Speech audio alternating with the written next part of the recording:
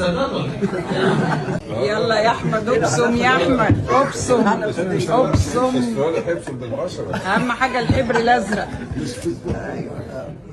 هو جاي باص ابصم ابصم. العروسه هتبصم. يلا. وردة العرايس. وردة العرايس. الأستاذة فاكر اسمها ولا تقول اسم واحدة تانية؟ الأستاذة إيناس عبد المنعم عبد النافع الدريدي.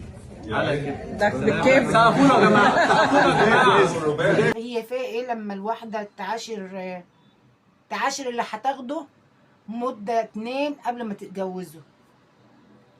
ولو احنا عارفين برضو ان احد من الاعلاميين سألوها عن الصلاة، قالت له مثلا ما بفضلش اصلي عشان شغلي.